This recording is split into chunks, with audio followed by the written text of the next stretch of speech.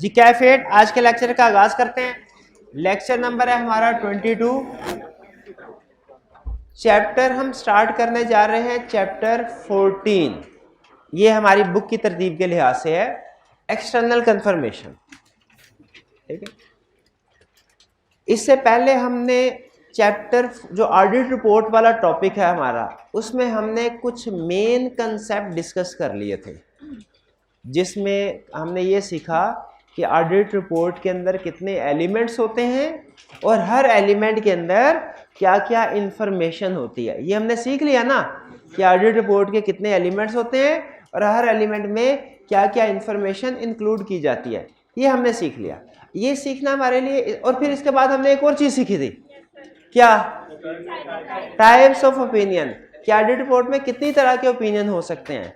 हमें पता चला टोटल 4 तरह के ओपिनियन होते हैं, अनमोडिफाइड, क्वालिफाइड, एडवर्स और डिस्क्लेमर। और हमने ये भी सीखा कि अगर फाइनेंशियल स्टेटमेंट्स में कोई मिस स्टेटमेंट स्कोप लिमिटेशन ना हो, या मिस स्टेटमेंट स्कोप लिमिटेशन है तो सही, उसका इफेक्टिव मटेरियल है तो अनमोडिफाइड ओपिनियन देंगे। अगर मिस स्टेटमेंट है, इफेक्ट मटेरियल है, qualified opinion. Misstatement effect pervasive है, adverse opinion. Scope limitation effect material है, qualified opinion. Scope limitation effect pervasive है, डिस्क्लेमर ऑफ ओपिनियन। ये कंसेप्ट हमारा पूरे ऑडिट में सबसे अहम कंसेप्ट है, ये टाइप्स ऑफ ओपिनियन वाला। ये हर चैप्टर में यूज होता है। इस कंसेप्ट को सीखने के बाद हम इस काबिल हो गए हैं कि अब हम पूरे ऑडिट में कोई सा भी चैप्टर कहीं से भी उठा लेना किसी भी तरतीब से, तो हम उसको समझ सकते हैं। ये कंसेप्ट सीखने के बाद हम इस काबिल हो गए कि पूरे ऑडिट में कोई सा भी चैप्टर किसी भी तरतीब से हम उठा लें तो हम उसको सीख सकते हैं। लेकिन हमने एक अपनी तरतीब बनाई हुई है जो स्टूडेंट के एग्जाम की इंपॉर्टेंस और स्टूडेंट की आसानी के साथ एक लॉजिकल अरेंजमेंट जो उसके मुताबिक चलेंगे हम। आज हम चैप्टर 14 स्टार्ट करने जा रहे हैं। इसकी रीज़न क्या है? देखिए, मैंने आपको बताया था चैप्टर 1 में हमने 5 elements of insurance engagement, insurance में 5 एलिमेंट्स होते हैं, और मैंने आपसे ये कहा था हम इन सबको डिटेल में स्टडी करेंगे, तो आपने नोट किया। इसके बाद चैप्टर 2 में हमने डिस्कस किया 3 party relationship, subject matter, suitable criteria. Chapter 3 में डिस्कस किया हमने एविडेंस, और चैप्टर 4 में हमने ऑडिट रिपोर्ट। इसका मतलब है हमने 5 एलिमेंट्स डिस्कस कर लिए हुए हैं। 5 एलिमेंट्स हमने डिस्कस कर, हाँ ऑडिट रिपोर्ट के अंदर कुछ उसकी मॉडिफिकेशन को डिस्कस करना बाकी है, ठीक है, लेकिन वो उसके बगैर भी हमने उसका ऑडिट रिपोर्ट का फॉर्मेट एक पूरा समझ लिया है, हमें पता है ऑडिट रिपोर्ट कैसी होती है। तो हमने 5 एलिमेंट्स डिस्कस कर लिए। अब हमने डिसाइड करना है कि हमने जब बेसिक जितने भी 5 एलिमेंट्स और उस एंगेजमेंट के ये पढ़ लिए हैं, इसके बाद हम कौन सा टॉपिक स्टार्ट करें, कौन सा टॉपिक। तो बेहतर ये होता है, याद रखें, जब भी कभी आप कोई नई स्किल, नई चीज़ सीखते हैं ना, तो साइकोलॉजिस्ट ये कहते हैं, जो एजुकेशनल साइकोलॉजिस्ट है, कि अगर आप अपने प्रीवियस कंसेप्ट के साथ लिंक करके नई चीज़ सीखें ना, तो नई चीज़ सीखना हमारे लिए आसान हो जाता है। तो अब हमने क्या किया, हमने प्रीवियस कंसेप्ट कौन सा सीखा? एक हमने कंसेप्ट सीखा था audit procedure, 7 types of audit procedure. उसमें हमने सीखा था इंक्वायरी, ऑब्जर्वेशन, इंस्पेक्शन, री performance, recalculation, external confirmation, analytical procedure. तो इसमें से वैसे तो सारे के सारे प्रोसीजर्स ही अहम है, लेकिन 2 procedure very very very important है। 2 प्रोसीजर, एक एक्सटर्नल कंफर्मेशन और दूसरा एनालिटिकल प्रोसीजर। क्योंकि आपको पता है एनालिटिकल प्रोसीजर में जल्दी जल्दी ऑडिटर एविडेंस ऑब्टेन कर लेता है, उसे ज़्यादा भागदौड़ नहीं करनी पड़ती। टेस्ट ऑफ डिटेल में तो करनी पड़ती है ना, एनालिटिकल प्रोसीजर में ज़्यादा भाग, इसलिए वो ऑडिटर्स का फेवरेट होता है, वो हमारे लिए अहम है। और दूसरा एक्सटर्नल कंफर्मेशन। एक्सटर्नल कंफर्मेशन किस लिए? क्योंकि हमने रिलायबिलिटी ऑफ एविडेंस में पढ़ा था कि जो एविडेंस एक्सटर्नल होगा, डायरेक्ट होगा, रिटर्न होगा, ओरिजिनल होगा, वो वेरी रिलायबल होगा। एक्सटर्नल कंफर्मेशन में सारी खसूसियात मौजूद होती हैं। तो इसीलिए एक्सटर्नल कंफर्मेशन को हम स्टडी करें, क्योंकि one of the most reliable evidence है, और एनालिटिकल प्रोसीजर ये one of the most efficient procedure है। तो हम अपने जो नेक्स्ट 2 चैप्टर स्टडी करेंगे, उनमें से एक होगा एक्सटर्नल कंफर्मेशन, और फिर इसको खत्म करने के बाद नेक्स्ट होगा एनालिटिकल प्रोसीजर। भाई समझ आ गई आपको? रीजन समझ आ गई कि क्यों हम रिपोर्ट के बाद हम इन चैप्टर्स के ऊपर शिफ्ट कर रहे हैं? क्योंकि दरमियान में छोटे मोटे आते हैं, लेकिन मैं ये चाह रहा हूँ एग्जाम पॉइंट ऑफ व्यू से अहम टॉपिक्स पहले कर लें, साथ साथ हमारा लिंक भी लॉजिकल रहे, और एग्जाम पॉइंट ऑफ व्यू से जो अहम चीज़ें हैं वो भी हम पहले कर लें उसको। तो इसीलिए आज हम कौन सा चैप्टर स्टार्ट करने जा रहे हैं? External confirmation. अब सुनिए, आज क्या सीखेंगे हम? आज हम सीखेंगे एक्सटर्नल कंफर्मेशन में एक्सटर्नल कंफर्मेशन की डेफिनेशन और एक्सटर्नल कंफर्मेशन को यूज करने के स्टेप्स क्या हैं। कुछ बेसिक कंसेप्ट सीखेंगे और एक्सटर्नल कंफर्मेशन को यूज करने के स्टेप्स क्या है ये सीखेंगे। ये चैप्टर बहुत अहम है। रिपोर्ट में मैंने आपसे क्या कहा था, हमेशा टेस्ट किया जाता है ऑडिट रिपोर्ट में। ऑडिट रिपोर्ट का दुनिया का कोई काउंटिंग का पेपर ऐसा नहीं है, काउंटिंग का पेपर ऐसा नहीं है जिसमें फाइनल काउंट का क्वेश्चन ना हो। एग्री करते हैं? चाहे आईकॉम की काउंटिंग का पेपर हो, चाहे सीफैब लेवल की काउंटिंग का पेपर हो, चाहे किसी भी बॉडी का किसी भी लेवल का पेपर हो, कोई काउंटिंग का पेपर दुनिया का ऐसा नहीं है जिसमें फाइनल काउंट टेस्ट ना हो। उसी तरह कोई ऑडिट का पेपर दुनिया में ऐसा नहीं है जिसमें ऑडिट रिपोर्ट टेस्ट ना हो। कोई दुनिया का पेपर ऐसा नहीं ऑडिट जिसमें ऑडिट रिपोर्ट टेस्ट ना हो। तो ऑडिट रिपोर्ट तो मैंने आपको बताया हर अटेम्प्ट में टेस्ट होता है, लेकिन जो एक्सटर्नल कंफर्मेशन है ये फ्रीक्वेंटली टेस्टेड एरिया है। फ्रीक्वेंटली, हमेशा नहीं लेकिन अक्सर। फ्रीक्वेंटली से मेरी क्या मुराद है कि अगर 3 अटेम्प्ट्स होंगी ना, उनमें से 2 दफ़ा में टेस्ट होगा। ये मतलब आई कैप ने रखा अनप्रेडिक्टेबिलिटी है, यानी ऐसा नहीं है पहले टेस्ट करेगा फिर दूसरी टेस्ट करेगा फिर तीसरी में टेस्ट नहीं करेगा, फिर टेस्ट करेगा फिर टेस्ट करेगा फिर नहीं करेगा, ऐसे नहीं है। सीक्वेंस नहीं बनाया उसने, अनप्रेडिक्टेबिलिटी है। कभी हो सकता है 2 अटेम्प्ट्स में ना करे और अगली 4 अटेम्प्ट्स में कर ले, ठीक है। कभी हो सकता है 1 अटेम्प्ट में किया, 1 में नहीं किया, फिर अगले 3 में कर लिया, फिर 1 में। अनप्रेडिक्टेबिलिटी रखता है, लेकिन रेशियो क्या बनती है तकरीबन ये कि 3 अटेम्प्ट्स में से 2 में टेस्ट कर। इसलिए हम इसे कहते हैं ये फ्रीक्वेंटली टेस्टेड टॉपिक है एक्सटर्नल कंफर्मेशन का। और इंटरेस्टिंगली बहुत आसान है, बहुत आसान। देखिए कुछ चीज़ें ऐसी हैं जो हम ये समझते हैं कि हमेशा मुश्किल चीज़ ही ज़्यादा टेस्ट होती है, लेकिन जो कि एक प्रैक्टिकल सब्जेक्ट है तो इसमें आई कैप सम टाइम जो प्रोसीजर ज़्यादा परफॉर्म होता है ना उस प्रैक्टिस में उसको ज़्यादा टेस्ट भी करता है, चाहे वो आसान हो। और जो प्रैक्टिस के पॉइंट ऑफ व्यू से ज़्यादा अहम नहीं होता, वो चाहे मुश्किल भी हो, आई कैप नॉर्मली उसको टेस्ट नहीं करता। तो हमने देखा, आपको याद होगा relevance and reliability of evidence पढ़ा था हमने, ठीक है। उसमें मुझे बताइए रेलिवेंस से ज़्यादा मुश्किल एक सफिशिएंट था, एक रेलिवेंस था, तीनों के पॉइंट्स थे। सबसे मुश्किल कौन से वाला था? वाला रेलिवेंस वाला। और सबसे कम रेलिवेंस वाले टेस्ट हुआ है। पास्ट पेपर के पिछले 10 क्वेश्चन अगर आप देखें ना जो इस टॉपिक के टेस्ट, सिर्फ 1 में टेस्ट हुआ होगा, वो भी दूसरों के साथ मिला के कि सफिशिएंट एंड अप्रोप्रिएट दोनों को एक्सप्लेन करो, तो उसमें अप्रोप्रिएट। वरना नॉर्मली अगर आप देखें क्वेश्चन भी अगर आप देखें, और इसके अलावा भी जो क्वेश्चन मैंने इंक्लूड नहीं भी किया बुक में, उसमें भी अगर आप देखेंगे ना उनको, तो नॉर्मली वो सफिशिएंसी के ऊपर और सबसे ज़्यादा रिलायबिलिटी को टेस्ट कर रहा है। तो याद रखें ये लाजमी नहीं है, नॉर्मली होता है लेकिन लाजमी नहीं है कि मुश्किल चीज़ ही ज़्यादा टेस्ट हो और आसान चीज़ टेस्ट ना हो। हमारा ये एक्सटर्नल कंफर्मेशन का चैप्टर इसकी एग्जांपल है। आसान है लेकिन बार बार टेस्ट हो रहा है। लेकिन याद रखिए आसान है, बार बार टेस्ट हो रहा है, आसान की वजह से आई कैप इसको में रिप्रोडक्शन का क्वेश्चन नहीं पूछता नॉर्मली, बल्कि क्या पूछता है? केस स्टडी पूछता है। लेकिन केस स्टडी भी अगर आपका कंसेप्ट स्ट्रांग है ना, तो केस स्टडी आसानी से कर सकते हैं। आपको जितनी चीज़ें क्लास में बताऊंगा, अगर आपने सारी चीज़ें पिक कर ली हैं, सारी चीज़ें समझ ली हैं, कोई स्टडी हो ही नहीं सकता इंशाल्लाह ऐसा कि आप केस स्टडी अटेम्प्ट ना कर पाए। अगर आपने प्रोवाइडेड आपने सारे कंसेप्ट जो क्लास में मैंने डिस्कस किए हैं वो आप समझ लें। तो स्टार्ट करें। पहला, सबसे पहले एक्सटर्नल कंफर्मेशन टॉपिक क्या स्टडी करने जा रहे हैं? एक्सटर्नल कंफर्मेशन है जी चैप्टर हमारे नाम। एक्सटर्नल का मतलब क्या है? बाहर के किसी लोगों को से एविडेंस इकट्ठा किया जा रहा है। कंफर्मेशन का मतलब क्या है? उनसे हम कुछ ना कुछ इन्फॉर्मेशन कंफर्म करवा रहे हैं। एक्सटर्नल कंफर्मेशन का मतलब क्या? वो डॉक्यूमेंट जो हम बाहर के लोगों को भेज रहे हैं और उनसे कुछ ना कुछ इन्फॉर्मेशन कंफर्म करवा रहे हैं।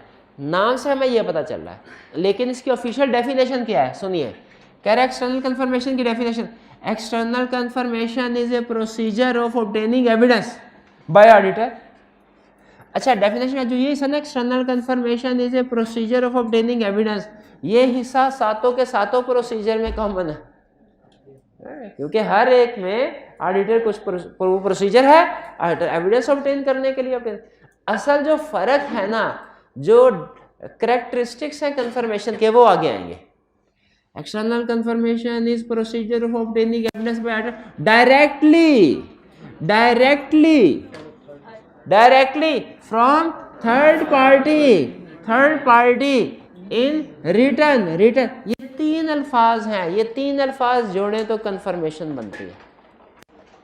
Directly third party in return. Directly का मतलब क्या है? डायरेक्टली का मतलब क्या है कि एविडेंस डायरेक्टली थर्ड पार्टी से ऑडिटर को पहुंचे. आई कैप ने प्रीवियसली 3-4 केस स्टडीज में एक कंसेप्ट टेस्ट किया है. क्या कि थर्ड पार्टी ने गलती से क्लाइंट को कंफर्मेशन लेटर का जवाब भी दे दिया और क्लाइंट ने ऑडिटर को दे दिया लेटर. क्या ये एविडेंस एक्सेप्टेबल है? नहीं है.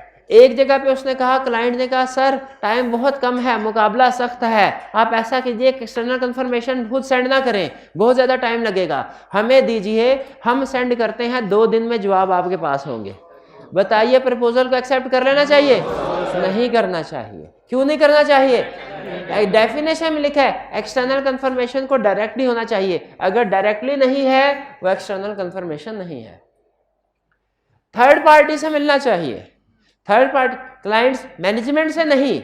मैनेजमेंट से भी हम कुछ इन्फॉर्मेशन कंफर्म करवाते हैं, थर्ड पार्टी से भी कुछ इन्फॉर्मेशन कंफर्म करवाते हैं. जो थर्ड पार्टी से इन्फॉर्मेशन कंफर्म करवाते हैं उसे कहते हैं कंफर्मेशन लेटर, और जो मैनेजमेंट से इन्फॉर्मेशन कंफर्म करवाते हैं उसे कहते हैं रिप्रेजेंटेशन लेटर. सुना कभी रिप्रेजेंटेशन लेटर? रिप्रेजेंटेशन लेटर और कंफर्मेशन लेटर दोनों में कॉमन क्या चीज़ है भला? दोनों में कुछ ना कुछ इन्फॉर्मेशन हम कंफर्म करवा रहे होते हैं. फर्क क्या है? कंफर्मेशन लेटर थर्ड पार्टी से लिया जाता है, रिप्रेजेंटेशन लेटर मैनेजमेंट से लिया जाता है. ये फर्क है. तो इसका मतलब है कंफर्मेशन लेटर किससे लिया जाएगा? थर्ड पार्टी से. क्योंकि अगर मैनेजमेंट से लिया जाएगा वो कंफर्मेशन लेटर नहीं होगा, बल्कि वो क्या होगा? Representation letter. रिप्रेजेंटेशन लेटर सुना हुआ? इसे बाज़ औक़ात मैनेजमेंट रिप्रेजेंटेशन लेटर भी कहते हैं. तो एक ही बात होगी ना. अच्छा, 2 कैरेक्टरिस्टिक्स पढ़ ली. डायरेक्टली होना चाहिए कंफर्मेशन, थर्ड पार्टी से इन रिटर्न होना चाहिए. इन रिटर्न होना चाहिए. अगर ज़बानी कलामी को जवाब दे दे, क्या कंफर्मेशन होगा? एक केस स्टडी में उसने पूछा, उसने कहा आपने क्रेडिटर को कंफर्मेशन लेटर भेजा, 3 क्रेडिटर का जवाब आ गया, चौथे क्रेडिटर ने फोन पे बैलेंस कंफर्म कर दिया. बताइए क्या आपको सफिशिएंट एप्रोप्रिएट ऑडिट एविडेंस मिल गया? हमने क्या कहा? हमने कहा 3 के केस में तो मिल गया, ये चौथे के केस में नहीं मिला. फिर उसने कहा था अच्छा अब क्या करोगे? हमने कहा हम उसको दोबारा कॉन्टैक्ट करके रिक्वेस्ट करेंगे. क्या? रिटर्न फॉर्म में देंगे. और अगर रिक्वेस्ट मान ले तो अच्छी बात, और अगर रिक्वेस्ट ना माने वो अल्टरनेटिव प्रोसीजर. शाबाश, बेहतरीन. कौन बोला अल्टरनेटिव प्रोसीजर? शाबाश. तो मुझे ये बताइए, क्रेडिटर को कंफर्मेशन लेटर भेजा, उन्होंने उसका जवाब नहीं भेजा, हम क्या अल्टरनेटिव प्रोसीजर परफॉर्म करो? कोई नहीं बोलेगा. Goods dispatch note. शाबाश. और सेल इनवाइसेस, सेल एग्रीमेंट. हाँ, खड़े हो जाओ, खड़े हो जाओ, खड़े हो जाओ, और खड़े हो जाओ. इसकी तलाशी लो, जितने भी पैसे हैं मुझे दे दो. अब भाई केस स्टडी को गौर से पढ़ लिया करो. मैंने पूछा था क्रेडिटर को कंफर्मेशन लेटर भेजा है, क्रेडिटर को कंफर्मेशन लेटर भेजा, तो गुड डिस्पैच नोट कहां से आ गया और सेल इनवॉइस कहां से आ गई? अच्छा वाला टॉपिक आता है लेकिन फिर भी मार्क्स नहीं ले पाते. अच्छा, काम पे टांग जाती है. मैं डायरेक्ट पूछता हूँ, ऐसे ना करे यार. इतना मैं चीफ ऑफ आर्मी स्टाफ. मुझे ये बताइए तो क्या क्रेडिटर के केस में क्या क्या डॉक्यूमेंट्स होंगी? Purchase agreement, good seed note, good supplier invoice. अच्छा, इसके अलावा एक और भी है, किंग प्रोसीजर नहीं बताया. हमारे ऑडिट में कहा जाता है कैश इज किंग, यानी जिस ट्रांजैक्शन में कैश रिसीव हो गया या पे वो जेन्युइन है. तो इसमें क्योंकि पेमेंट चेक करें ईयर एंड के बाद क्रेडिटर्स को पेमेंट हो गया कि नहीं. क्या ईयर एंड के बाद क्रेडिटर्स को पेमेंट होना इस बात का सबूत है ईयर एंड पे पेबल था? क्या ईयर एंड के बाद क्रेडिटर्स को पेमेंट हो जाए तो उस बात का सबूत है ईयर एंड पे पेबल था? क्या ईयर एंड के बाद डेटर से कैश रिसीव हो जाए इस बात का सबूत है कि ईयर एंड पे रिसीवेबल था? तो फिर इसका मतलब है हमें हर रिसीवेबल के केस में, हर रिसीवेबल के सब्सटेंटिव प्रोसीजर में ये प्रोसीजर जरूर लिखना चाहिए। क्या? देखो ईयर एंड पे रिसीवेबल है, देखो ईयर एंड के बाद रिसीव हो गया कि नहीं। और हर पेबल के, दुनिया के हर पेबल में एक ये प्रोसीजर जरूर ऐड करना चाहिए। क्या? कि ईयर एंड पे पेबल है, देखो ईयर एंड के बाद पे हो गया कि नहीं हो गया। ठीक है, तो ये पेमेंट वाला भी, डॉक्यूमेंट्री एविडेंस भी आ जाएगा, पेमेंट वाला है, बिल्कुल ठीक है। आगे चलते हैं। तो ये अब समझ आ गया आपको तीनों points, directly from third party, return. Return का मतलब क्या है? अब गौर से सुनिएगा। रिटर्न का मतलब है ऑन पेपर, ये भी रिटर्न है।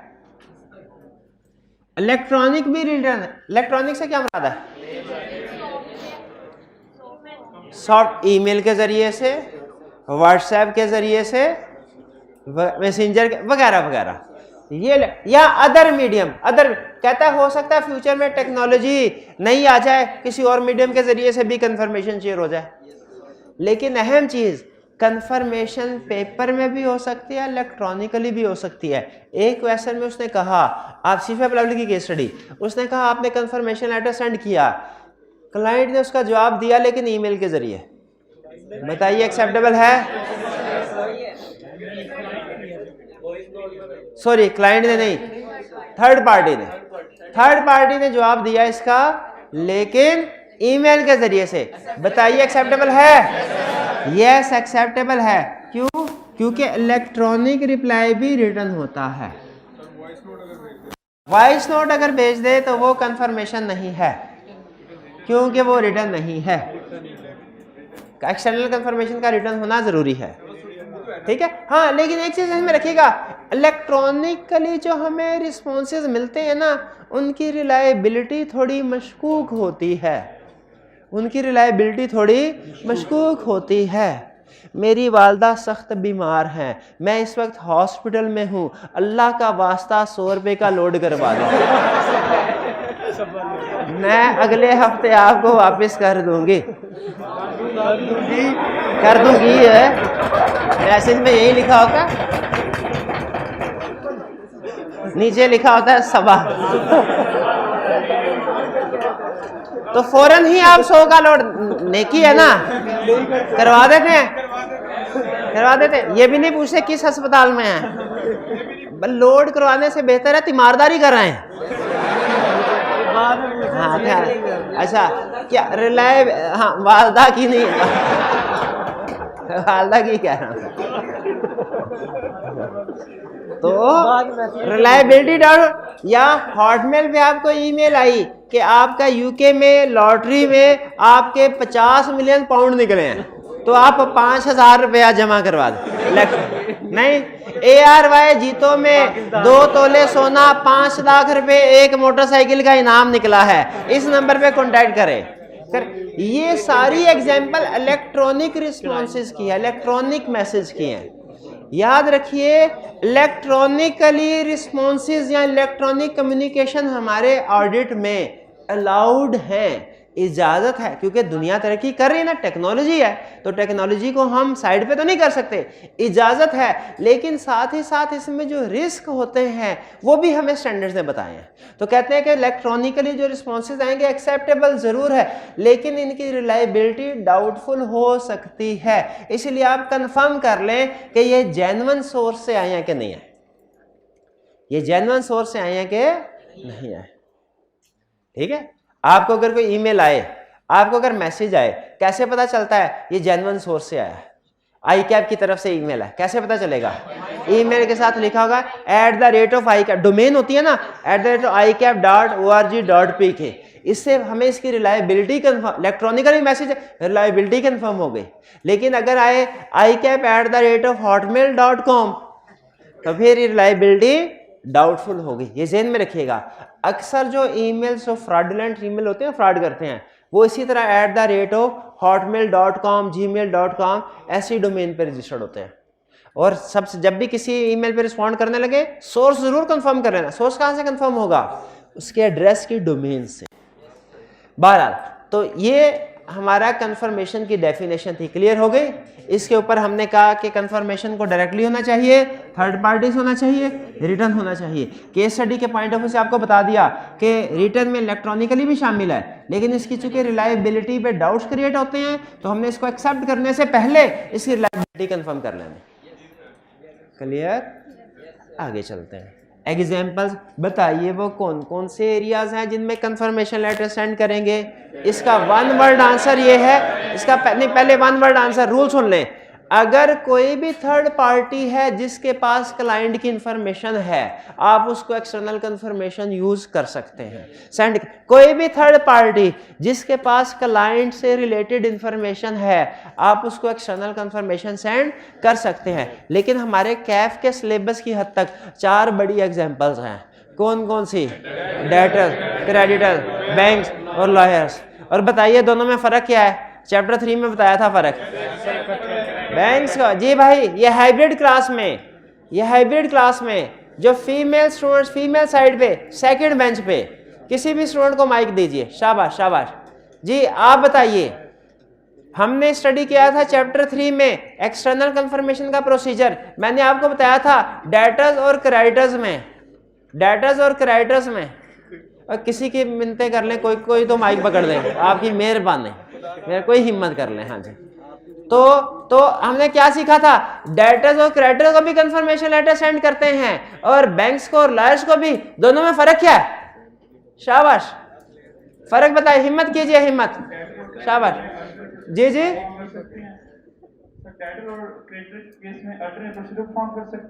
मैंने पहली दफा किसी फीमेल की ऐसी आवाज सुनी है।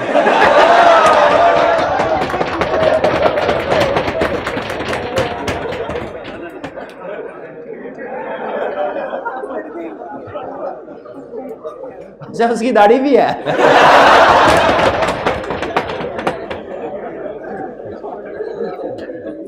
क्या है यार भाई, जिससे पूछूं उनकी भी पार्टिसिपेशन, उन्होंने भी चार्टर्ड अकाउंटेंट, उन्होंने भी ऑडिटर बनना है ना। हाँ जी जी, बताइए शाबाश। शाबाश, डेटर और क्रेडिटर के केस में अगर जवाब ना आए अल्टरनेटिव प्रोसीजर परफॉर्म कर सकते हैं, लेकिन बैंक्स और लॉयर के केस में अल्टरनेटिव प्रोसीजर नहीं, बल्कि हमें एविडेंस ही चाहिए। शाबाश। एक और भी फर्क था, हाँ, डेटर्स और क्रेडिटर के केस में हम सैम्पलिंग करते हैं, जबकि बैंक्स और लॉयर्स के केस में हम 100% पार्टीज को कंफर्मेशन लेटर सेंड करते हैं। शाबाश, बेहतरीन, शाबाश शाबाश। अच्छा चलिए, ये फर्क ध्यान में रखिएगा, डेटर और क्रेडिटर, बैंक्स और लॉयर्स को। लेकिन सम टाइम ऐसा होता है कि एडिशनल पॉइंट बता रहा हूं, मैं भी कभी काम आ जाए। बाज़ औक़ात हमारे क्लाइंट की इन्वेंट्री किसी थर्ड पार्टी के पास होती है, तो हमारे पास ऑप्शन होती है। पहली ऑप्शन, चाहे तो जिस तरह क्लाइंट के प्रेमिसेस पे जाके स्टॉक काउंट किया था ना, उसी तरह थर्ड पार्टी जहां पे क्लाइंट का स्टॉक पड़ा हुआ है वहां पे जाके चेकिंग कर लो, ऐसे भी कर सकते। दूसरी ऑप्शन क्या होती है? उस थर्ड पार्टी को जिसके पास क्लाइंट का स्टॉक पड़ा हुआ है कंफर्मेशन लेटर सेंड कर दें। तो if stock is held by third party, उस सूरत में भी कंफर्मेशन यूज कर सकते हैं। लेकिन ये प्रोबेबली कैफ लेवल पे नहीं पूछेगा, एहतियातन आपको बता दिया, क्योंकि वो हर अटेम्प्ट में ना थोड़ा सा अपना लेवल आई कैप बढ़ा रहा है। आगे चलते हैं। क्या एक्सटर्नल कंफर्मेशन को एज एविडेंस यूज किया जा सकता है? यस। तो बताइए, एक्सटर्नल सुन ले, पहला चीज, इसको हम एज एविडेंस जब यूज करेंगे कंफर्मेशन, हमने दो चीजें देखनी है। इसकी रिलायबिलिटी क्या है, इससे असर्शंस कौन कौन सी वेरीफाई हो रही हैं। असर्शंस फाइनेंशियल स्टेटमेंट की असर्शंस, कुछ असर्शन अकाउंट बैलेंस की असर्शंस, कुछ क्लासेस ऑफ ट्रांजैक्शन की असर्शंस, कुछ कॉमन असर्शंस, कुछ डिफरेंट असर्शंस। मेरा भाई बताएगा, जो ना असाइनमेंट करके आता है ना कोई क्वेश्चन पूछता है। मेरा भाई मुझे बताइए, वो कौन कौन सी असर्शंस हैं जो क्लासेस ऑफ ट्रांजैक्शंस और अकाउंट बैलेंस में कॉमन हैं? Completeness, presentation, classification, cut off. Cut off सिर्फ क्लासेस ऑफ ट्रांजैक्शन की असर्शन है, अकाउंट बैलेंस की नहीं है। एक्यूरेसी बताइए, एक्यूरेसी कॉमन है कि नहीं? हाँ, एक क्लास ऑफ ट्रांजैक्शन में सिर्फ एक्यूरेसी है, अकाउंट बैलेंस में एक्यूरेसी, वैल्यूएशन एंड एनालिसिस। तो रिलायबिलिटी के ऊपर कमेंट कीजिए, एक्सटर्नल कंफर्मेशन की रिलायबिलिटी पे कमेंट कीजिए। External confirmation is one of most reliable evidence. क्यों? क्योंकि ये रिलायबिलिटी के 5 में से 4 पॉइंट्स को सेटिस्फाई करता है। क्या पढ़ा था रिलायबिलिटी में? External evidence more reliable than external है, documentary evidence more reliable than oral, documentary है, direct evidence more reliable than indirect, direct है, और original evidence more reliable than photograph. तो ओरिजिनल है, यस है। सिर्फ कंट्रोल वाला कंसेप्ट यहाँ पे, क्योंकि ये इंटरनल नहीं है, कंट्रोल इंटरनल डॉक्यूमेंट्स के ऊपर अप्लाई होता है। तो एग्री करते हैं कि external confirmation is one of the most reliable evidence. इसीलिए हालांकि एक्सटर्नल कंफर्मेशन प्रोसीजर परफॉर्म करना रिक्वायर्ड नहीं है, रिक्वायर्ड, लेकिन दुनिया का हर ऑडिटर की कोशिश होती है कि इसको जरूर जरूर जरूर परफॉर्म करे। क्यों परफॉर्म करे भला? क्योंकि one of the most reliable evidence है, मोस्ट रिलायबल। वैसे भी हम जनरली एक्सटर्नल एविडेंस को ज्यादा पसंद करते हैं इंटरनल की निस्बत, क्योंकि इंटरनल में रिस्क होता है मैनेजमेंट ने कोई गड़बड़ हेरफेर ना कर दी हो। एक्सटर्नल में नॉर्मली हमें नीट एंड क्लीन एविडेंस मिला करता है। एक्सटर्नल कंफर्मेशन से असर्शन कौन कौन सी सेटिस्फाई होती हैं, वेरीफाई होती हैं? अच्छा, पहली चीज अगर आप नोट करें ना, एक्सटर्नल कंफर्मेशन के जो मैंने एग्जांपल्स आपको दिए हैं, ये सारी एग्जांपल्स तकरीबन ये अकाउंट बैलेंस की हैं। इसीलिए इसमें जो आपको असर्शंस नजर आएंगी वो कौन सी नजर आएंगी? अकाउंट बैलेंस की। तो एक्सटर्नल कंफर्मेशन आपने भेजा, जवाब आया, कौन कौन सी असर्शन वेरीफाई हो रही है? भाई जवाब आया, पार्टी एग्जिस्ट करती थी तो उसने जवाब भेजा है ना, एग्जिस्टेंस, राइट। लिख के कह रहा है कि मैंने 50 लाख रुपए देने हैं आपके, तो इससे ज्यादा सबूत आपको क्या चाहिए? जो पार्टी खुद मान रही है कि हमने पैसे अदा करने हैं, तो आपका राइट्स या लायबिलिटी स्टैब्लिश हो रही है कि नहीं हो रही? हो रही। एग्जिस्टेंस वेरीफाई होती है कंफर्मेशन से, rights and application, accuracy and cut of, कि बैलेंस ठीक है कि नहीं। क्योंकि अगर आपने इधर डेटर्स के अकाउंट में कोई और अमाउंट डाल दी, गलत अमाउंट रिकॉर्ड कर दी, तो कंफर्मेशन से पता चल जाएगा कि ये गलत अमाउंट आपने रिकॉर्ड की है। कैसे पता चलेगा? क्योंकि आपने गलत अमाउंट रिकॉर्ड की है, कंफर्मिंग पार्टी ने ठीक की होगी, वो बता देगा। अगर आपने इस साल की ट्रांजैक्शन अगले साल या अगले साल की ट्रांजैक्शन इस साल रिकॉर्ड की है, क्या कंफर्मेशन से पता चल जाएगा? कैसे पता चलेगा? वो आपने गलत रिकॉर्ड की है, कंफर्मिंग पार्टी ने तो ठीक रिकॉर्ड की होगी ना, वो बता देगा सर जी ये फर्क है, आपने 3 तारीख की सेल को भी इधर ही रिकॉर्ड कर दिया 31 दिसंबर को, ठीक है। अच्छा, मुझे एक सवाल का जवाब दीजिए। हमने तो कहा था कंफर्मेशन में ज्यादातर अकाउंट बैलेंस एरिया, तो इसमें एग्जिस्टेंस की एग्जिस्टेंस वेरीफाई होती समझ आता है, राइट्स एंड ऑब्लिगेशन की एग्जिस्टेंस वेरीफाई होती समझ आता है, एक्यूरेसी एंड कट ऑफ की एग्जिस्टेंस कहां से आ गई? एक्यूरेसी एंड कट ऑफ, क्योंकि इसमें अमाउंट जो सी होती है ना वो सेम कंफर्म हो जाती है, और कट ऑफ इस वजह से कि सेम पीरियड की amount same confirm, double entry की वजह से। डेटर्स हैं, सेल्स के साथ इनका इनडायरेक्ट रिलेशनशिप है, इस इनडायरेक्ट रिलेशनशिप की वजह से समटाइम हम डेटर्स में कोई प्रोसीजर परफॉर्म कर रहे होते हैं लेकिन सेल्स भी वेरीफाई हो रही होती है, या सेल्स में कोई प्रोसीजर परफॉर्म कर रहे होते हैं डेटर्स भी वेरीफाई हो रहे होते हैं। तो ये इनडायरेक्ट रिलेशनशिप की वजह से असर्शंस हैं। क्राइटेरिया को वेरीफाई करते हुए समटाइम आप परचेज इनवॉइसेस को भी देख रहे होते हैं, जैसे भी आपने एग्जांपल दी अल्टरनेटिव प्रोसीजर्स में, और इसी तरह परचेजेस को वेरीफाई करते हुए हो सकता है कुछ क्राइटेरिया की आइटम्स भी वेरीफाई हो जाए। तो चूंकि डेटर्स और क्राइटेरिया का इनडायरेक्ट रिलेशनशिप है परचेजेस और सेल्स के साथ, इसीलिए यहाँ पे कुछ क्लासेस ऑफ ट्रांजैक्शन की असर्शन भी वेरीफाई हो रही है। कौन कौन सी? Accuracy and cut off. और अब सबसे अहम क्वेश्चन जो आई कैप ने 2-3 दफा रिसेंटली पिछले 5-6 केस स्टडीज में पूछा है,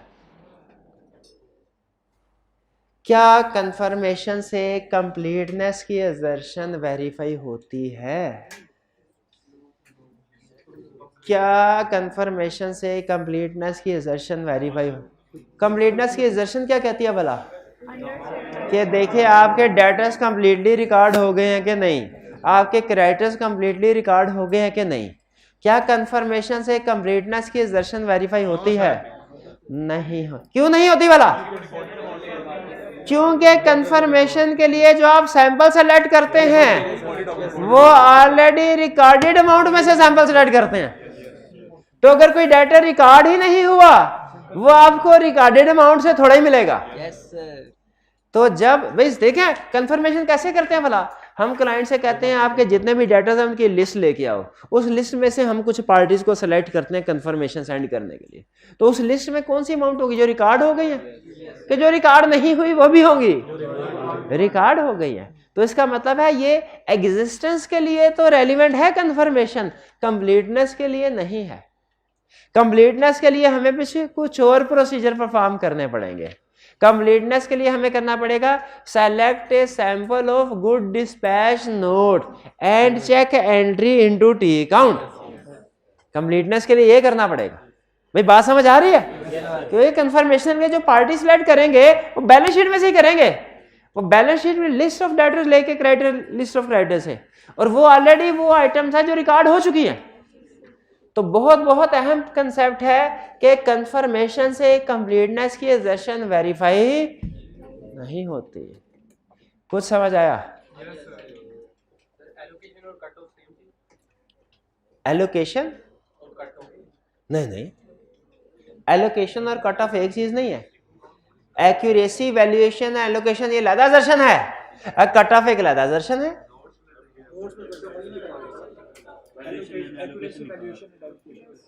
एक्यूरेसी, वैल्यूएशन एंड एलोकेशन, हाँ ठीक, कट ऑफ भी लिख ले साथ, कट ऑफ भी लिख ले साथ, लेकिन कट ऑफ अलग है और एक्यूरेसी, वैल्यूएशन, एलोकेशन अलग है, अलग है। आगे समझ आपको जो मैंने समझाया? आगे समझ नहीं आई ना, इसीलिए मैं यहाँ पे मौजूद हूँ, वरना ये यहाँ पे मौजूद ना होते। अच्छा, जब आपके पास एक सीनियर मौजूद है और जूनियर से तो ना पूछे, ऐसे हैं हाँ। दोबारा अच्छा चलें, कोई बात नहीं। तो हम किस किस किस जगह पे थे? कट ऑफ पे, कंप्लीटनेस पे थे। कंफर्मेशन के प्रोसीजर कंप्लीटनेस को वेरीफाई नहीं करता। भाई मुतमिन है क्यों नहीं करता? तो फिर कंप्लीटनेस को भी तो करना है, फिर कंप्लीटनेस के लिए कोई और प्रोसीजर होगा। कंफर्मेशन नहीं है, कंप्लीटनेस के लिए कोई और प्रोसीजर होगा। अच्छा आगे चलते हैं, मुझे बताइए क्या कंफर्मेशन लेटर हर ऑडिट में यूज करना स्टैंडर्ड ने रिक्वायर करार दिया है? देखिए कुछ कुछ प्रोसीजर है स्टैंडर्ड ने कहा है रिक्वायर्ड है। जैसे एक जगह पे कहता है रिस्क असेसमेंट प्रोसीजर रिक्वायर्ड है, सब्सटेंटिव प्रोसीजर रिक्वायर्ड है, टेस्ट ऑफ कंट्रोल रिक्वायर्ड नहीं है। एक और जगह पे जाके कहता है कि अगर क्लाइंट की इन्वेंट्री है ना और वो मटेरियल बैलेंस है तो आपके लिए फिजिकल वेरिफिकेशन करना रिक्वायर्ड है, इन्वेंट्री की फिजिकल वेरिफिकेशन करना रिक्वायर्ड है। लेकिन कंफर्मेशन के बारे में कहता है रिक्वायर्ड नहीं है। लेकिन हालांकि कंफर्मेशन रिक्वायर्ड नहीं है, स्टिल दुनिया के ज्यादातर ऑडिटर पसंद करते हैं कि इसको जरूर परफॉर्म करना है हमने। क्यों भला? क्योंकि one of the most reliable evidence है। तो अब कंसेप्ट हम ये स्टडी करने जा रहे हैं कि क्या ऑडिटर एक्सटर्नल कंफर्मेशन को कभी ओमिट कर सकता है, या ये कंसेप्ट सीखने जा रहे हैं कि ऑडिटर कैसे डिसाइड करता है कि मुझे कंफर्मेशन का यूज करना चाहिए, इसे ओमिट कर देना चाहिए, वेदर टू यूज कंफर्मेशन और नॉट टू यूज। ऑडिटर कैसे डिसाइड करता है? ऑडिटर कुछ फैक्टर को सामने रख के डिसाइड करता है। जैसे ऑडिटर कहेगा अगर रिस्क लो है, रिस्क लो है तो प्रोसीजर लो, कंफर्मेशन हो सकता है ना परफॉर्म करे। अगर बैलेंस इमटेरियल है, हो सकता है कंफर्मेशन ना परफॉर्म करे। भाई इमटेरियल पे प्रोसीजर कम होते हैं ना, रिस्क लो हो फिर भी कम होते हैं। कहां ये पढ़ा था कंसेप्ट? सफिशिएंसी ऑफ एविडेंस में कि अगर रिस्क कम हो, मटीरियलिटी ऑफ आइटम कम हो, तो प्रोसीजर भी कम होते हैं। तो इनमें कंफर्मेशन फिर हो सकता है हम परफॉर्म ना करें, या जब अल्टरनेटिव प्रोसीजर से एविडेंस मिल जाए तो भी कंफर्मेशन परफॉर्म ना करें। हमने डायरेक्टर को कहा बताइए क्या आपने 10 मिलियन रुपीस 31 दिसंबर 2021 को क्लाइंट का अदा करना है। कंफर्मिंग पार्टी को लेटर भेजा डायरेक्टर को, डायरेक्टर ने इसका जवाब नहीं भेजा और 10 मिलियन का चेक भेज दिया। बताइए ये रेंट के बाद कैश रिसीव होना, क्या इस बात का एविडेंस है कि ये रेंट में रिसीवेबल था? बिल्कुल था। तो अब आपको एविडेंस मिल गया कि नहीं? लेकिन कंफर्मेशन से नहीं मिला, अल्टरनेटिव सोर्सेज से। तो क्या अब आप ये कहेंगे नहीं नहीं मैंने कंफर्मेशन के जवाब चाहिए? वो भाई उससे ज्यादा अच्छा जवाब दे दिया तुम्हें, कंफर्मेशन की क्या जरूरत है? हाँ अच्छा, चेक आपको क्यों भेजा ये भी एक इशू है, आपको नहीं भेजना चाहिए। लेकिन आप बेफिक्र नहीं, परेशान ना हो, चेक आपको तो भेजा लेकिन आपके नाम का नहीं होगा, होगा क्लाइंट के नाम का ही, आप उसको कैश नहीं करवा सकेंगे।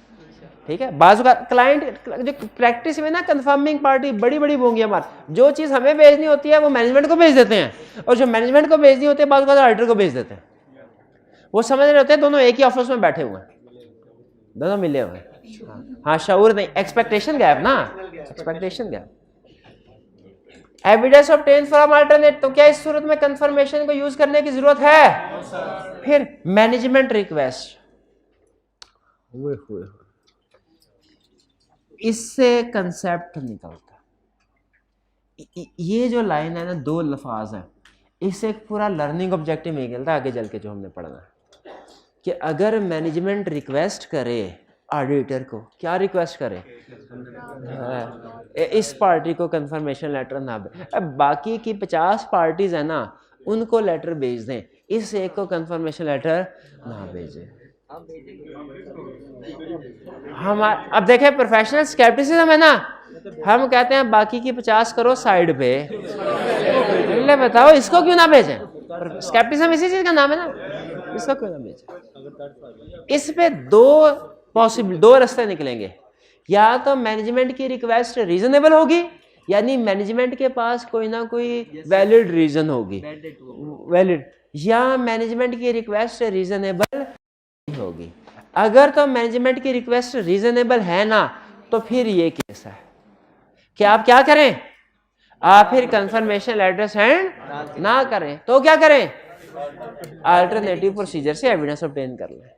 लेकिन अगर मैनेजमेंट की रिक्वेस्ट रीजनेबल नहीं है, बगैर किसी वैलिड रीजन के मैनेजमेंट हमें रोक रही है, तो हम फिर सोचेंगे क्या लगता है फेक डायरेक्टर है, इसीलिए मैनेजमेंट चाह रही है कि हम कंफर्मेशन लेटर ना भेजें, हमारा रिस्क बढ़ जाएगा। हम कहेंगे हमने तो कंफर्मेशन भेजना ही भेजनी है, मैनेजमेंट कहेगी नहीं भेजनी, हम कहेंगे भेजनी है, मैनेजमेंट कहेगा, सीएफओ कहेगा मैं साइन ही नहीं करूंगा ऑथराइजेशन के, तो फिर हम क्या करेंगे? गलत, हम मॉडिफाइड रिपोर्ट नहीं देंगे, मॉडिफाइड ओपिनियन नहीं देंगे, गलत। हाँ जी, अगर इफ ये this is scope limitation, if effect is material, auditor shall express qualified opinion, if effect is pervasive, auditor shall express disclaimer opinion। भाई क्वालिफाइड और डिस्क्लेमर के अल्फाज इस्तेमाल करने हैं, मॉडिफाइड का लफ्ज इस्तेमाल करना हमारे लिए नाजायज है, बताया था कोई बात नहीं, भूल के याद आ गया भाई को। भाई ये सिचुएशन समझ आ गई। इन नॉर्मली ऑडिटर पसंद करते हैं कंफर्मेशन लेटर सेंड करना, लेकिन इन सिचुएशन में हो सकता है कि वो कंफर्मेशन लेटर को यूज ना करें। 4, मैनेजमेंट की रिक्वेस्ट रीजनेबल कैसे हो सकती है? मैनेजमेंट कहे सर ये डाटा जो है ना, हमने इसको भेजा था सामान, वो सामान रास्ते में गया टूट, हमारा मौकफ ये है कि हमने सही सामान भेजा था, उनके एम्प्लॉयज ने तोड़ा अनलोडिंग करते हुए, उनका मौकफ ये है कि हमारे एम्प्लॉयज ने सामान ही टूटा हुआ भेजा है, हमारी चल रही है जंग, तो जब कभी हम उसको कहते हैं ना पैसे दें, वो पैसे तो नहीं देते, गंदी गंदी गालियां दे देते।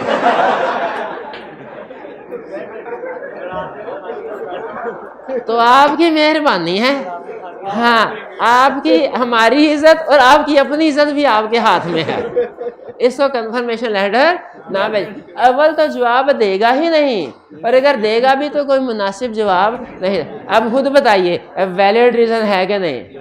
ये है कि जब डिस्प्यूट राइज हो रहा हो, जब डेटर के साथ पार्टी के साथ डिस्प्यूट हो, तो उस सूरत में मैनेजमेंट की रिक्वेस्ट रीजनेबल होती है कि भाई बिला वजह जल्दी पे तेल छिड़कने का काम करेगी कंफर्मेशन, क्योंकि थर्ड पार्टी ये समझती है कि शायद हम बहाने से उसे ट्रैप कर रहे हैं।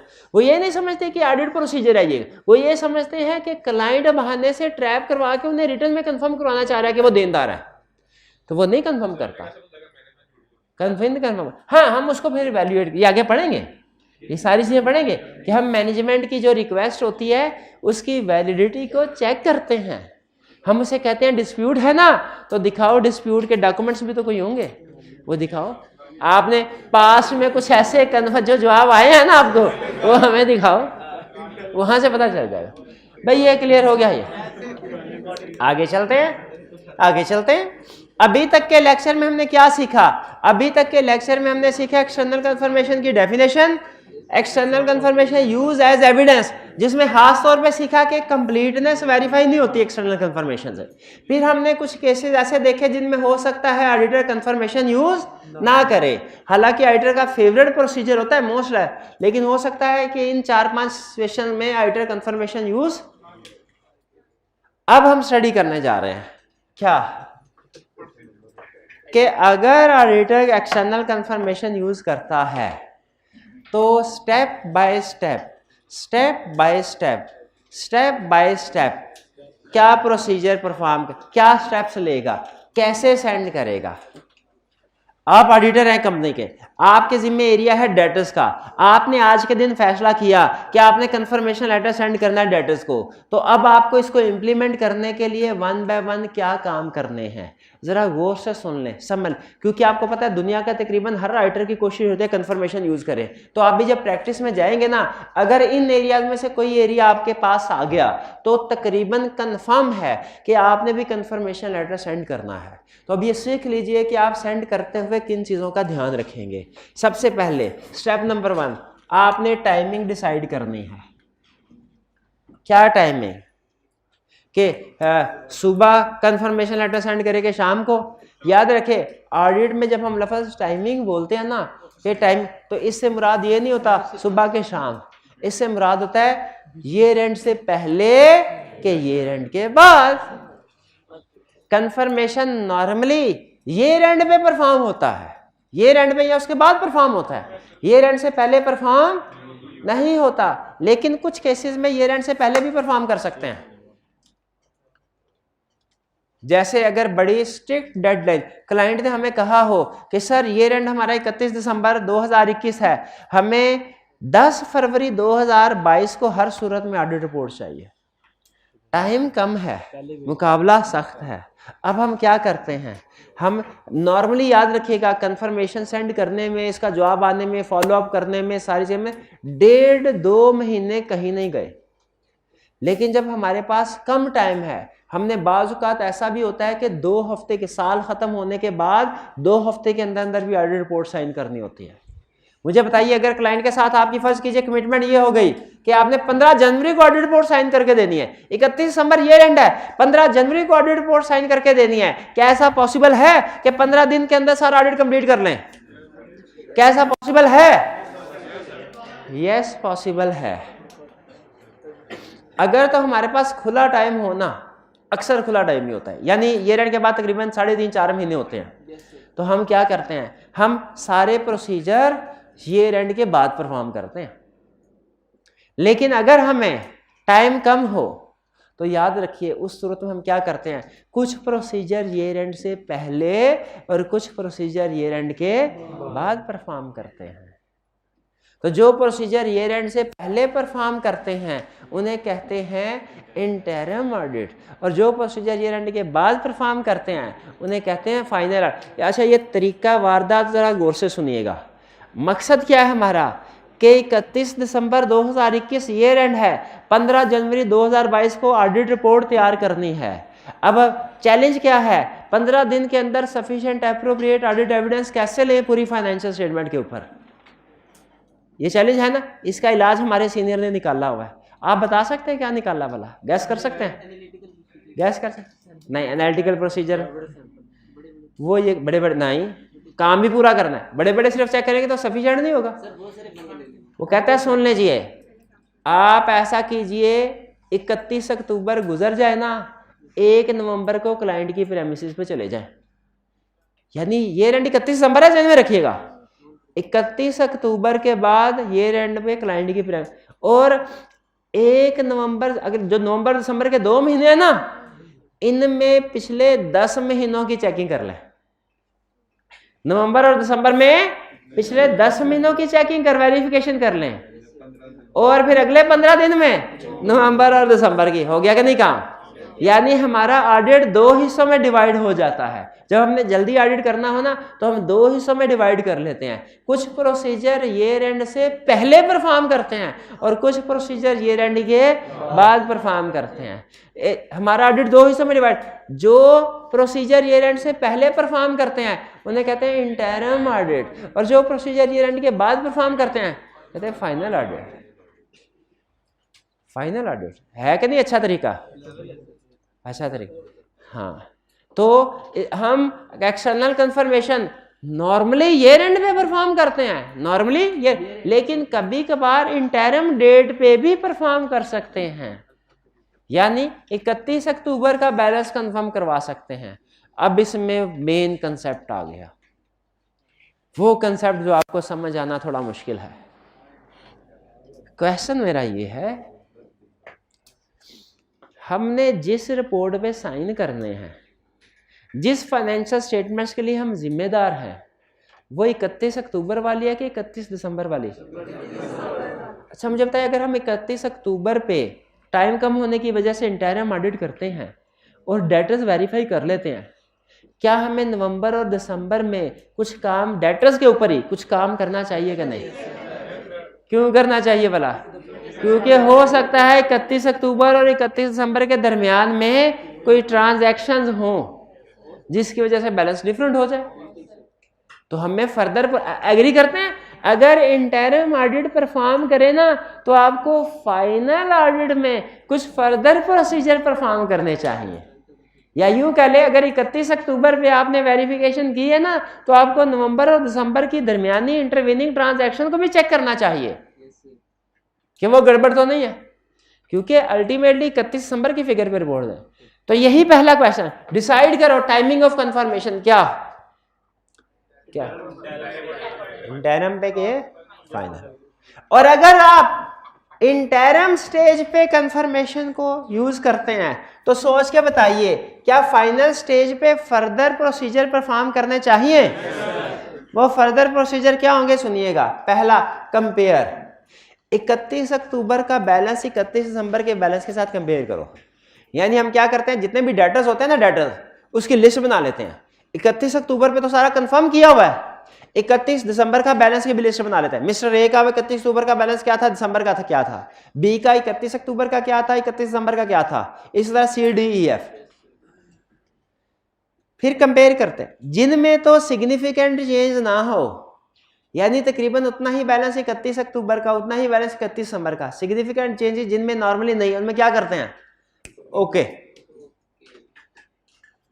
और जिनमें सिग्निफिकेंट चेंज हो उनमें वेरीफाई करते हैं, यानी उसमें फिर नवंबर और दिसंबर के ट्रांजैक्शन को सेलेक्ट करेंगे और उनको वेरीफाई करेंगे। कैसे वेरीफाई करेंगे? टेस्ट ऑफ कंट्रोल्स भी परफॉर्म करेंगे, टेस्ट ऑफ डिटेल्स भी परफॉर्म करेंगे। अगर आप थोड़ा सा सोचें ना तो असल में आप ये जो दरमियान वाली स्टेज है ना, इस पे ये रिस्क असेसमेंट प्रोसीजर है, कंपेयर करना, ये टेस्ट ऑफ कंट्रोल है, ये सब्सटेंटिव, यानी आप वो सारे प्रोसीजर जो नॉर्मली परफॉर्म करते हैं इन 2 महीनों में भी परफॉर्म करेंगे। और अगर जरूरत पड़े, अगर आपको लगे थे कि अभी भी तसल्ली नहीं हुई, तो 31 दिसंबर पे दोबारा कंफर्मेशन लेटर सेंड कर सकते हैं। हालांकि ये बहुत कम होगा, क्योंकि इसी को तो अवॉइड करने के लिए हमने 31 अक्टूबर पे कंफर्मेशन सेंड की थी। लेकिन अगर फिर भी अगर एविडेंस नहीं मिल रहा तो दोबारा भी कंफर्मेशन सेंड कर सकते हैं। लेकिन पहले 31 अक्टूबर पे सेंड की थी, अब कौन सा बैलेंस कंफर्म करवाएंगे? 31 दिसंबर वाला।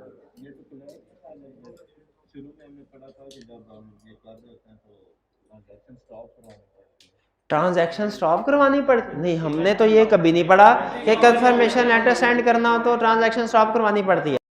वो तो इन्वेंट्री अकाउंट में पड़ा था, और वो भी 1-2 दिन के लिए थी, 2 महीने के लिए थोड़ी थी। तो याद रखें, नवंबर दिसंबर के महीने में क्लाइंट की ट्रांजैक्शन चल रही होंगी।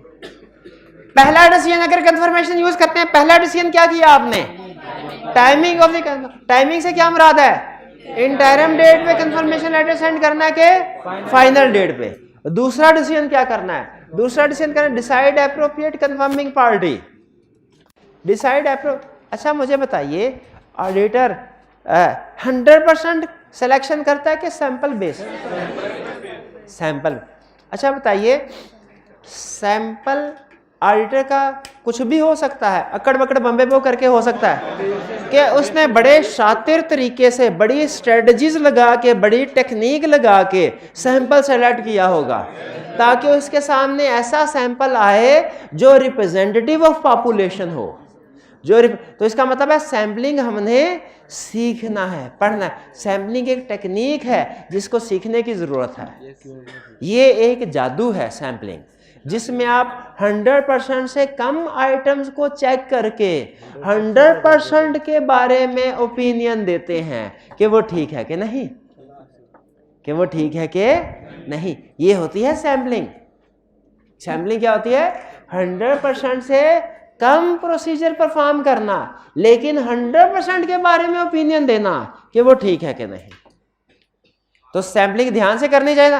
तो मुझे बताइए, डेटास को सेलेक्ट करने के लिए आप जब सैंपल उठाएंगे, कंफर्मेशन लेटर सेंड करने के लिए सारे डेटा को लेटर सेंड करेंगे, उठाएंगे सैंपल, तो ध्यान से कुछ चीजों का ख्याल रखते हुए सैंपल उठाएंगे कि अकड़ बकड़ बम्बे वो ध्यान से। तो आपने ध्यान रखना है। अब आईकैप की केस स्टडी का पॉइंट आ गया। जब कभी आपके सामने डिफरेंट डेटास आ जाएं, लिस्ट दे दे, डिफरेंट क्लासिफिकेशन क्लासेस आ जाए डेटर्स की, और आपसे कहे चुनो कौन कौन सा डेटर चुनते हो कंफर्मेशन के लिए, तो कुछ डेटर को चुनने से आप पास हो जाएंगे और कुछ डेटर को चुनने से आपके हाथ जल जाएंगे। अब सुन लीजिए, आपके सामने बहुत से डेटर्स हैं, आपने पास होने के लिए कौन कौन से डेटर्स को चुनना है। पहला असूल, पहला स्टेप, जितनी भी मेजर पार्टीज हैं उनको चुन ले, उनको चुन ले। अच्छा, अब मेजर पार्टीज कौन सी है ये मैं आपको ये यूं नहीं कह सकता कि 10 लाख से ऊपर वाली सारी पार्टीज।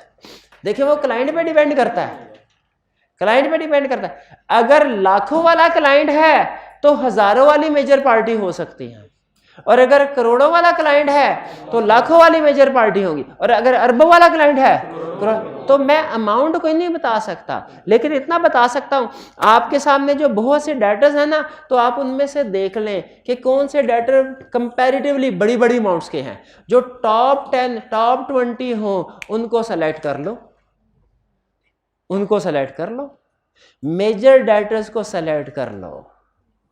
भी समझ आया? क्लियर? मेजर डेटर को सेलेक्ट करने से क्या फायदा होता है भला?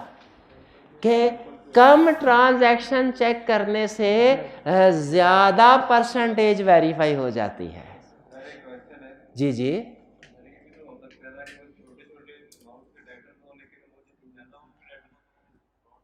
बेहतरीन बेहतरीन कंसेप्ट उठाया उन्होंने।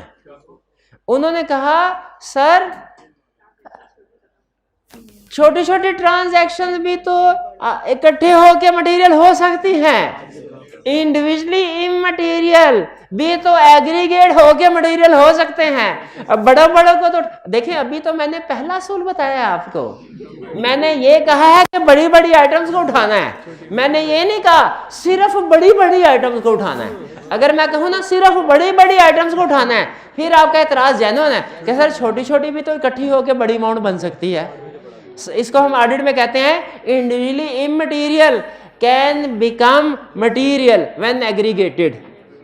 बिल्कुल सही कंसेप्ट, लेकिन याद रखें पिक्चर अभी बाकी है, ट्विस्ट अभी है। पहले क्या उठा कहा आपको कि मेजर पार्टीज को उठाओ, फिर दूसरे नंबर पे ऐसे पार्टीज को उठाओ जिनमें रिस्क ज्यादा है, जिनमें रिस्क ज्यादा है, जिनमें रिस्क ज्यादा है।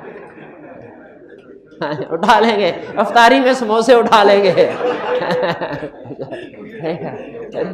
जिनमें रिस्क ज्यादा है ऐसी पार्टीज को देखिए, बाज़ का पता क्या होता है, एक होती है बुकिश लैंग्वेज, एक होती है प्रैक्टिस की लैंग्वेज। हम चूंकि वो प्रैक्टिस में गुजरे तो हमें प्रैक्टिस के अल्फाज जो है ना वो मुंह पे चढ़े होते हैं मुंह पे, तो इसलिए हम वो बाज़ बोल देते हैं। तो प्रैक्टिस में ऐसे भाई ये वाली पार्टी उठा लो, इसको, तो इससे मुराद ये होता है कि इस पार्टी को वेरिफिकेशन के लिए सेलेक्ट करना है, ठीक है, इसका मतलब ये होता है। तो हमने क्या ऐसी पहले उठाया बड़ी पार्टीज को, फिर उठाया ऐसी पार्टीज को, ऐसे डेटर्स को जिनमें रिस्क ज्यादा है। अब आप मुझे बताएंगे, मैं आपको इंफॉर्मेशन देता हूं, केस स्टडी को सामने रखे, आपने मुझे बताना है इस पार्टी में रिस्क है कि नहीं। पार्टी पिछले साल का बैलेंस था 2000, इस साल का बैलेंस है 25,000, रिस्क है। पिछले साल का बैलेंस था 25,000, इस साल का बैलेंस है 2000। भाई ये तो छोटा बैलेंस है पिछला, हाँ इसमें लगता है कोई ट्रांजैक्शन। अच्छा पिछले साल 2, इस साल 25 ज्यादा, फिर भी उठाया। पिछले साल 25, इस साल 2 कम हुआ, फिर भी उठाया। पिछले साल 25, इस साल भी 25 ही है, तब क्यों उठाएंगे? क्योंकि अगर थोड़ी बहुत वेरिएशन होती ना, हमें पता चलता कि नॉर्मल ही कैपेसिटी पे है, नॉर्मल कैपेसिटी पे है। लेकिन अगर है ही ना, अब देखें आपके सामने एक तस्वीर, मूवी देखते हैं आप, सामने समंदर आता है, समंदर में ऐसी लहरें हल्की फुल्की ऊपर नीचे हो रही होती है ना, नशे आपको एक जेन्युइननेस की फीलिंग होती है कि सचमुच का समंदर है। लेकिन अगर कोई ऐसा समंदर की तस्वीर हो, लहरें बिल्कुल रुकी हुई हो, आप मानेंगे कि असल वाला समंदर है, आगे तो कोई तस्वीर बनाई हुई है, ये तो जाली समंदर है। तो मुझे बताइए अगर कोई डेटर ऐसा है पिछले साल 25,000 था, इस साल 26 है या 24 है, समझ आता है, उसी लेवल पे काम कर रहा है तकरीबन। लेकिन अगर पिछले साल भी 25, इस साल भी एग्जैक्ट 25, हम कहेंगे इसका मतलब है, इंटरप्रिटेशन सुनिए, पूरे साल में कोई ट्रांजैक्शन ही नहीं हुई, इसका मतलब है ये बैड डेट है। जिस पैसों को डेट को 1 साल हो गया रिकवर ही नहीं हुआ, उसमें रिस्क है। क्या रिस्क है? बैड डेट का। भी समझ आया रिस्क कैसे उठाना है आपने? जो ओवर ड्यू डेट्स है, मानते हैं ना उनमें बैड डेट का रिस्क होता है। तो ये साल हो गया 1 रुपया भी नहीं मिला किसी डेटर से, बैड डेट का रिस्क है कि नहीं? रिस्क है ना, शाबाश। Decide appropriate confirming party when risk is high. अच्छा बड़ी पार्टीज को उठा लिया, रिस्की पार्टीज को भी उठा लिया, बाकी की जो पार्टीज रह गई उनको क्या करें? उनमें सैंपल बेस पे उनको उठाना, सैंपल बेस पे, यानी कुछ एक को। बड़ी पार्टीज में तो जो जो बड़ी पार्टी थी सबको उठाया, जो जो बड़ी पार्टीज थी सब। रिस्क में जिन जिन में रिस्क था उनको, तो बाकी की जो पार्टीज रह गई हैं उनमें सैंपल बेस पे, छोड़ना किसी को भी नहीं है, नहीं सॉरी, छोड़ना किसी भी कैटेगरी को नहीं है, किसी भी कैटेगरी को नहीं छोड़ना, यानी हर कैटेगरी में से सैंपल सेलेक्ट करना है। हर कैटेगरी आपके सामने ना कैटेगरीज आएंगी। नहीं समझ आ रही आपको? नहीं समझ आई? नहीं आई, नहीं आई समझ, मुझे पता है नहीं आई, ऐसे समझ आती ही नहीं है। अब आप explain with the help of an example. शाबाश शाबाश शाबाश। Explain with the help of an example. इसको पकड़े यार। Explain with the help of an example. इधर रिपीट की थी मैंने। हाँ हाँ नहीं, किधर गई एग्जाम्पल? किधर गई एग्जाम्पल?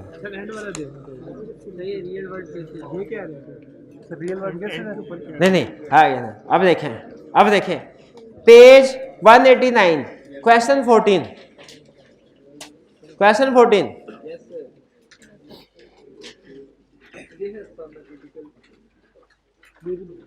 सिर्फ जो जो मैं आपको बता रहा हूं ना, आपने ऐसे उसी एंगल से देखना। पूरा केस अभी हम करने के काबिल हैं। आपको उसने सेगमेंट बताया हुआ है कस्टमर के कि मेरे डेटर्स में डिस्ट्रीब्यूटर भी शामिल है, होलसेलर भी, हॉस्पिटल, क्लिनिक भी, रिटेलर भी। आगे नंबर ऑफ कस्टमर बताए हुए हैं, आगे बैलेंस बताया हुआ है। बताइए इसमें डिस्ट्रीब्यूटर्स को उठाएंगे सबको या कुछ एक को? कुछ एक को नहीं, सबको उठा लिया जाए, क्योंकि ये देखिए सिर्फ 12 कस्टमर है। ये वो कैटेगरी है, ये मेजर पार्टीज। सिर्फ देखिए, हम नोट कीजिए, सिर्फ 12 पार्टीज को वेरीफाई करके आप 75 मिलियन वेरीफाई कर लेंगे, यानी जो टोटल का तकरीबन 40% है। यानी टोटल में से यूं समझ ले सिर्फ 5% पार्टीज को सेलेक्ट करके, टोटल में से सिर्फ तकरीबन मेरा ख्याल 5% ही बनता है पार्टीज को सेलेक्ट, बल्कि उससे भी कम बनता है, सेलेक्ट करके आप 40% बैलेंस को कवर कर। तो क्या इन 12 को वेरीफाई नहीं करना? ये कहलाती है मेजर पार्टी। देखिए चारों कैटेगरी सामने रख के बताएं, आपको नजर आ रहा है कौन सी मेजर पार्टीज है? इनको सेलेक्ट करना, ठीक है। और अगर अच्छा आगे चलते हैं, अब आप नीचे एक लाइन पढ़िए, वन ऑफ द डिस्ट्रीब्यूटर्स लीम distributors limited has gone into winding up. The balance receivable from SDPL is outstanding since last 1 year. इसको उठाएंगे क्या नहीं? इसको वेरीफाई करना चाहिए कि नहीं? क्यों करना चाहिए? रिस्क है। अच्छा बताइए, सलीम को भी उठा लिया, डिस्ट्रीब्यूटर्स को भी उठा लिया, बाकी जो होलसेलर, हॉस्पिटल, रिटेल, इनको इग्नोर कर दें, इनमें से भी सैंपल। अच्छा बताइए, होलसेलर में से 105 में से 105 को सिलेक्ट कर लेंगे? नहीं, चंद एक को, हॉस्पिटल को चंद देखो। समझ आ रहे?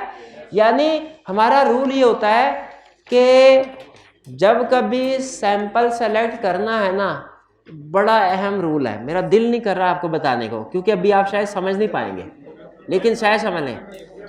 जब कभी आपने किसी भी पॉपुलेशन में से सैंपल सेलेक्ट करना है, पहले उस पॉपुलेशन की क्लासेस बनानी है जैसे उसने बनाई हुई है।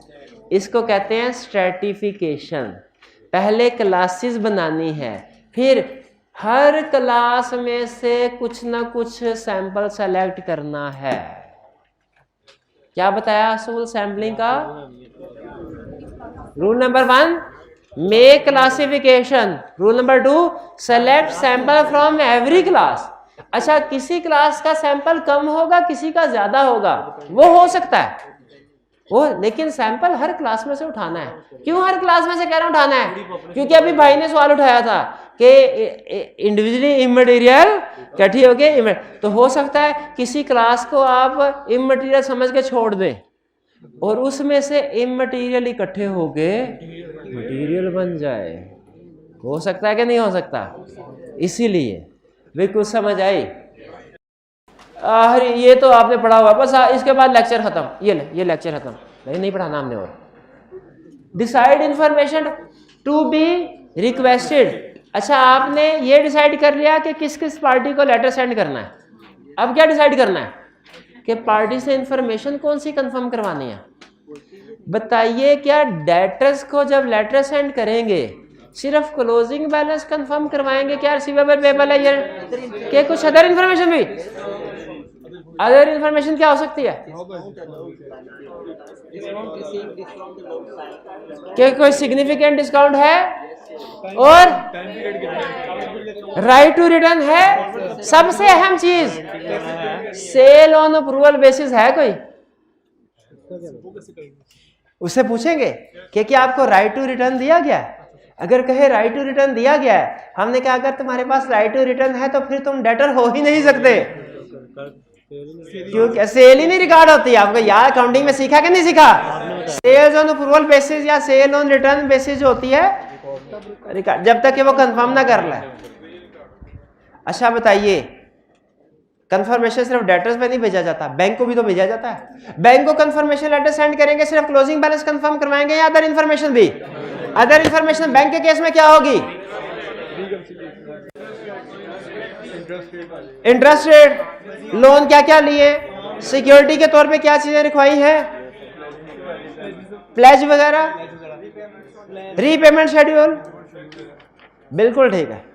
अच्छा, कंफर्मेशन लेटर सिर्फ बैंक को तो नहीं सेंड करते, लॉयर्स को भी तो सेंड करते हैं। लॉयर को क्या इंफॉर्मेशन कंफर्म करते हैं? लिस्ट ऑफ केसेस क्या है, एक्सपेक्टेड आउटकम क्या है, और फाइनेंशियल इम्प्लीकेशन क्या है। यानी कितने केसेस हैं, जीतेंगे कि हारेंगे, हारेंगे तो कितने पैसे देने पड़ेंगे, ताकि हम डिस्क्लोजर और प्रोविजन का अंदाजा लगा। भाई क्लियर हुआ ये? अच्छा, क्रेडिटर रह गए। क्रेडिटर को लेटर सेंड करेंगे तो क्या इंफॉर्मेशन कंफर्म करेंगे क्लोजिंग बैलेंस के अलावा? सिंपल उसका टर्म्स, पीरियड, क्रेडिट पीरियड कितना है, डिस्काउंट वगैरह वगैरह वगैरह। ठीक है, ज्यादा अहम लॉयर और बैंक वाला केस था और डेटर्स वाला। क्लियर हो गया? अच्छा, यहां पे लगा ले निशान। जहां से आज छोड़ के जा रहे हैं ना, कल यहीं से इंशाल्लाह स्टार्ट करेंगे। ठीक है, चलिए आज का लेक्चर यहाँ पे ख़त्म करते हैं हम। अल्लाह हाफिज़।